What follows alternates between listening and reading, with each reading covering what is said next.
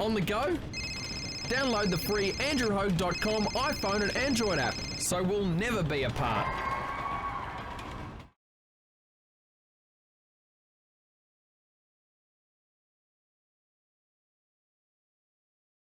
This is andrewhogue.com, of course, still Australia's first and only 24/7 metal radio station. Good to be chatting with a familiar face and some familiar riffs here at KNOTFEST 2024.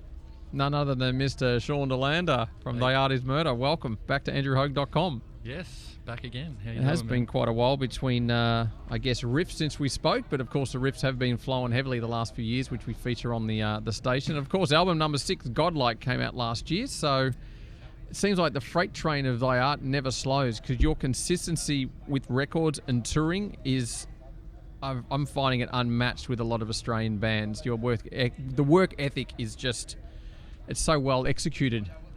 Yeah, thanks. We try to keep busy. Andy, he keeps us busy too. He's Yep. like the other guitarist, and also he manages us. So he kind of maps out the general game plan. Yep. When we're going to be, like, we usually have the 2 years ahead kind of spoken for and booked out. He's got a plan, so it's when we're not touring, we just actually had a decent break, which was rare, which is like about 4 months off. But, Okay. I mean, it's before we know it, it'll be time to start writing and getting prepared for another record. So With that game plan from Mr. Andy Marsh, do you find much pressure from, all right, we got to get another record written, like just getting some inspiration to write new material? I mean, how do you guys sort of, I guess, keep the fire burning, knowing that he's got this game plan that has been working? Because again, the consistency and the following the band keeps gaining just gets bigger and bigger. yeah. So do you feel the pressure of just, oh shit, we've got to write another album now, we've got like a year and a half to get it done? Or With the last one, it was a longer break than usual. It's usually every 2 years we put out a record. So it's like, is that pandemic related too? I think Yeah, part yeah. of that was, I think for everybody. So I mean, I was excited. I hadn't written anything up until shortly before heading over. We went over to the States and did like 2 weeks of writing. Yep. Just on our own, kind of at the studio. Stayed there for 2 weeks and got some ideas together, and that was a good starting point. And then we went back like a couple months later and finished the record, but really didn't turn up with much at all. We kind of did 80 to 90% of the record in like over 2 weeks before we started recording. So Okay. And it's interesting how you went to the States just to write. I mean, that's what a lot of bands would have done around the sort of 80s and 90s without the sort of blessings of home studios. Yeah. They would go into another country and rehearse. It was almost like a kind of an expensive luxury in a lot of ways. So what made you choose to go to the States just to sort of write new material rather than just sort of do what most do for convenience and I guess affordability, is to stay home in the home studio and just keep strumming away? A big reason was that we'd finished up a tour in the States. Okay. So we're already there. That makes sense. And then we're really good friends with Will, who we do the records with. Yep. And he's got a real big house. He's like, Might as well you can just stay. stay here and Okay, because I thought you would have just sort of left Australia and then gone to the States, written some stuff for inspiration and come back, because that's what a lot of bands used to do in the day. But we do, like, I worked on a few things on my own Yep. before heading over, so I didn't go over with absolutely nothing. okay, But none of it got used. But I guess it is kind of like old school. It's like, oh yeah, we're gonna go overseas and do some writing. Like, it's nice, but it also it's kind of separates the, I don't know, it was, I guess, got us inspired, like we're there to do something and we do that, rather than like, oh yeah, I might have an hour this Savo, I can put some time aside to make some music or whatever. Like, probably less distracted being outside of home than being at home. well, you got other stuff to do. Like, I got like a studio and live stuff. It's like, Yep. people are, you have some commitments at home that you would have to tend to. But if you're only there if you could take yourself out of like your day to day and go somewhere and only focus on writing, or even if it's like it doesn't really, having the time to like not like you got to work through a couple, not like mental blocks or like creative blocks, but having the time to sit around and like wait for things to happen is like pretty useful, you know. Yeah. So there wasn't much pressure, I don't feel. Yeah. Not for me anyway, I think.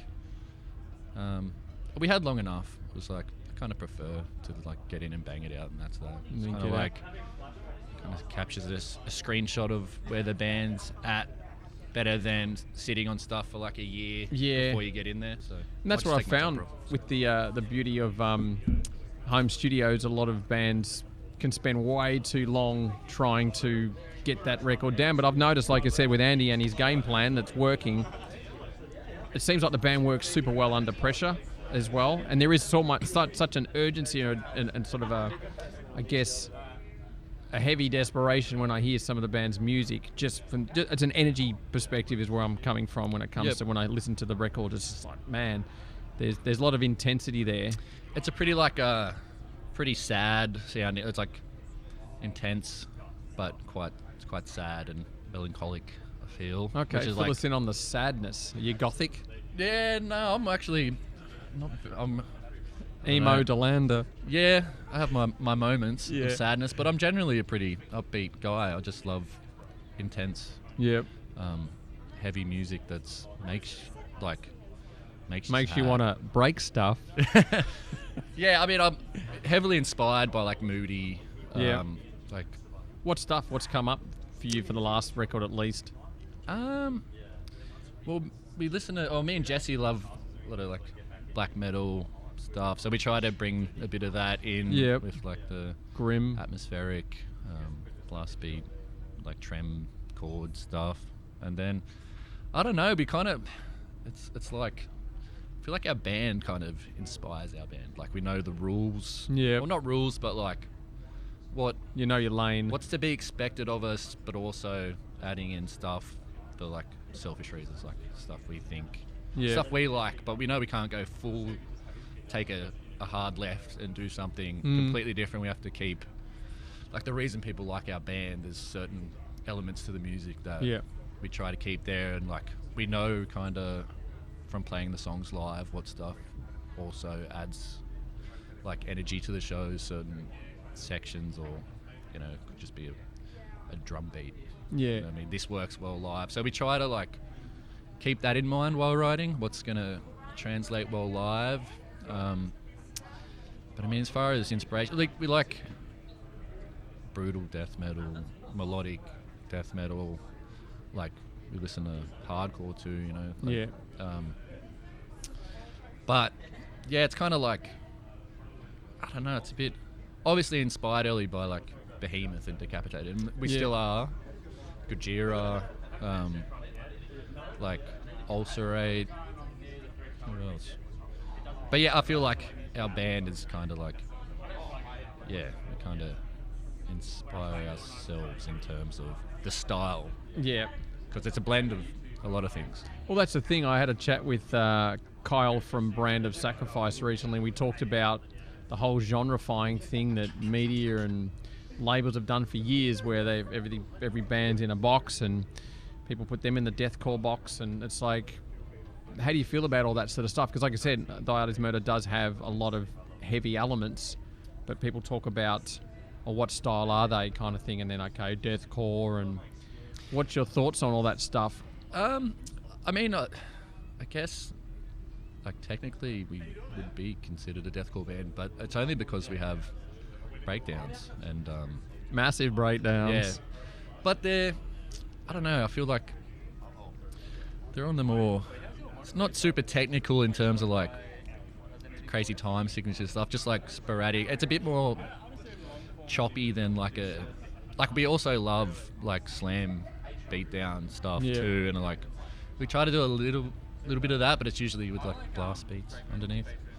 But I mean, we are a deathcore band, but the death metal bits are like, I feel a pretty decent death metal. Yeah. So it's like, I don't know, we could get rid of the breakdowns and be straight death metal, but then we might lose half our following. That's what I find it weird. You put and your I guys like up. mosh. Yeah. You like. Yeah. Now, I guess last year with CJ leaving again, or I mean, Yeah. how do you guys deal with the whole drama that's brought? Because now Tyler's fronting the band. Is he a permanent member now? Tyler Yeah. from Aversion's Crown? Okay. Yeah, he's in the band. Take us through that whole process when that stuff went down. You think, oh man, this is just going to keep ruining the band's, legacy and reputation, because things spread fast online, obviously. Yep. How did you cope with that sort of stuff when it happened? Like, oh no, not again. I just deleted like I would Instagram delete off that. my, Oh, really? not my profile, but just I just like didn't know about it. I mean, stressful. Yeah. Obviously, it's hard because I've been friends with CJ since I was about 16. So. Yeah. I mean, I can't speak for him, and I can only speak for us, or for me even, where like, yeah, it was, how do I put it? I don't know, it was just another thing to be like, oh, fuck.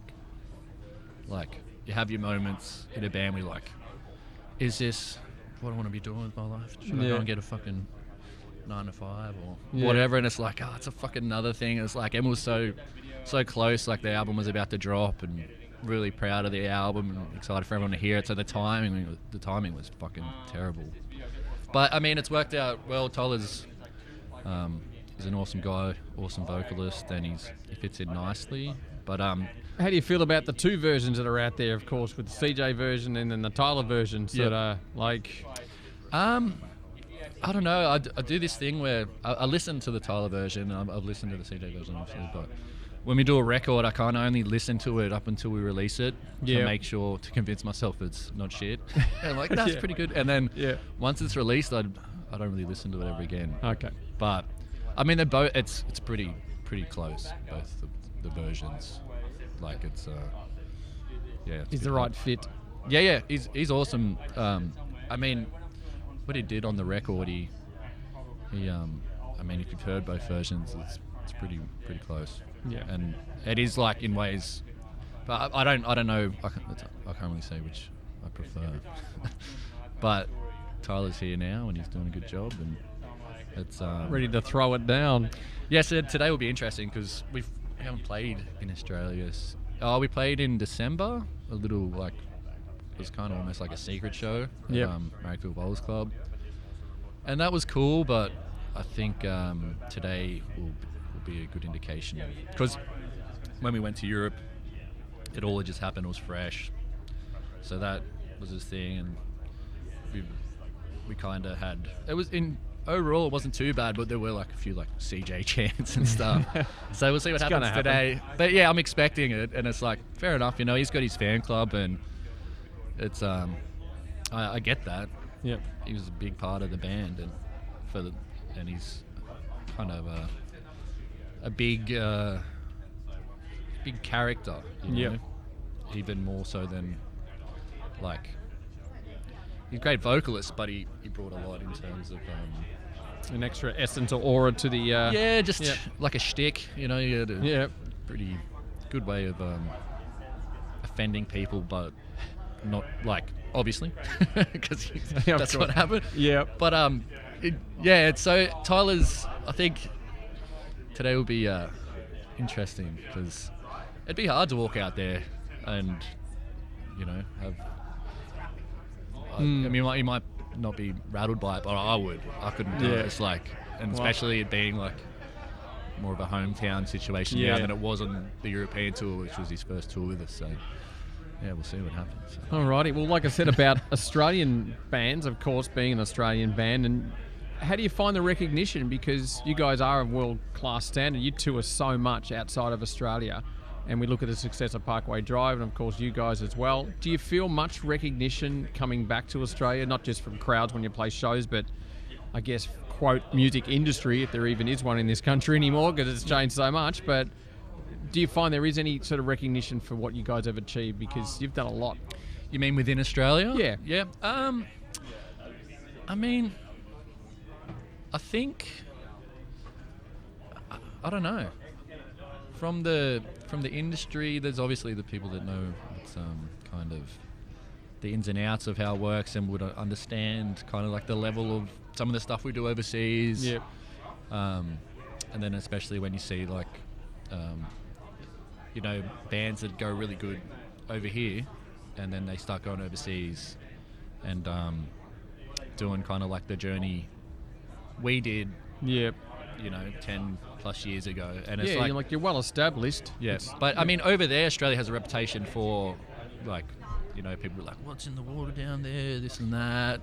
So I guess that's a bit more important, like how we're representing Australia over there than how I mean, it's important how we're representing Australia to Australians. Yeah, but we all know that Tall Poppy still exists. That's probably sure, never yeah. going to change. But I mean, I'm taking back 20 years. I mean, the Australian metal scene as a whole is now, I guess, because with the internet, it just brings everyone closer together. Yep. It's just exploding. You just look at there's so many Australian bands across the world now that are or overseas, breaking in those markets and territories. It's like, well, we got good bands, and they're like, Yep. they hold up against, like, I remember I was spending a bit of time in Amsterdam after a tour, and Polaris were supporting Architects, so me and my friend went, and they were like so good, man. And I was like, fucking hell, like, these Aussie bands, like, we can 100%. like, and that was a big fucking show, and they tore the place apart.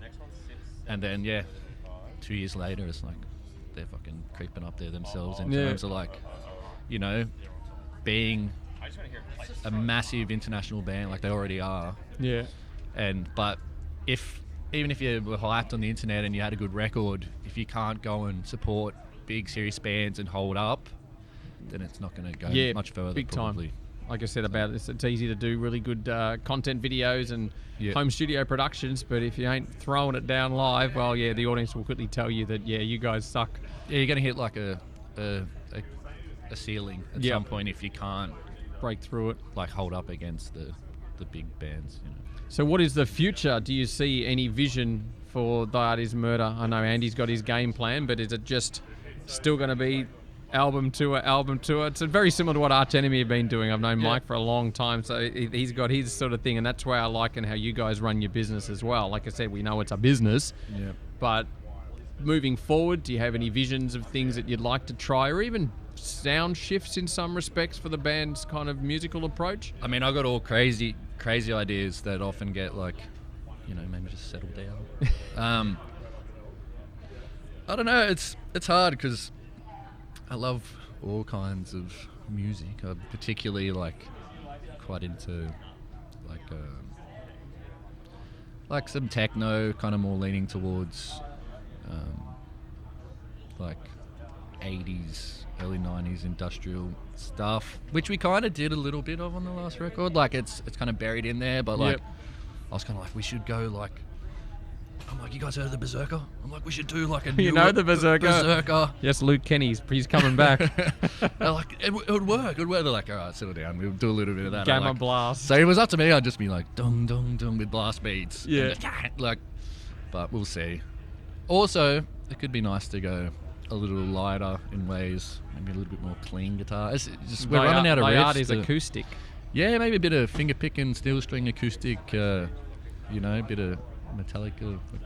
Yeah. Nah, I don't know. I can't. Marshy's probably good enough for guitar to be doing that stuff, but I'm just a bass player that ended up playing guitar, you know. All right, well, I'll keep my ears peeled, but it's always a pleasure to reconnect with you, Mr. Sean Delander. Thank you, appreciate it. We can get you to choose your favourite song from the Godlike record. Yep. And just your favourite track from a metal band that you've grown up listening to. That's something you still hear and just go, yeah, man, that record will never leave my heart. Track of Godlike, that's probably my favourite, would be Everything Unwanted. Yep. It's like it's a bit more of a light and shade. It's got a pretty well rounded, I guess, in terms of the record sound, so it's a good one. Yep. And probably some At the Gates. Yep. Slaughter of the Soul. Suicide Nation. Yep. I like that riff. All right, let's hear it right here on AndrewHogue.com. All the best, Sean, and till we meet again.